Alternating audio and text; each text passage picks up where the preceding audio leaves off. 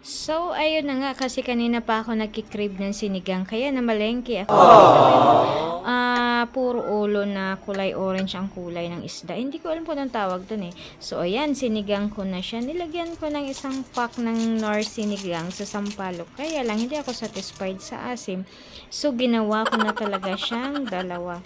Tapos, ayan na, nilagyan ko siya ng kangkong lang ang isinahog ko. Gawa nga ng pagka maraming gulay nilalagay, nasasayang lang din kasi hindi nila kinakain yung gulay. So, syempre, ang hirap ng buhay ngayon. So, kailangan nating magtipid. Sabaw lang kasi at saka isda ang talagang kinakain nila. Ako ang kumakain ng gulay. Kaya, ayan, ang sarap ang asin. Wow! So, ayan, luto na yung ating sinigang. Ayan. Ang sarap talaga.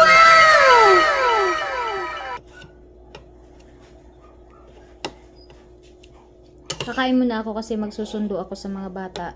Anong oras pa ang labas? Ayan ah. Sarap.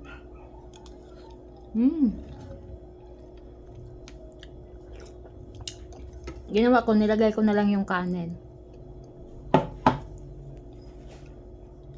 Para ano? Para bawas hugasin.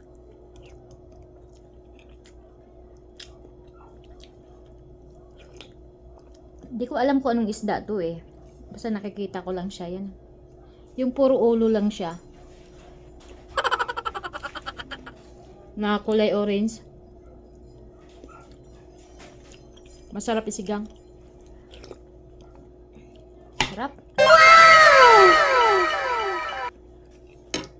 Yan, kain tayo.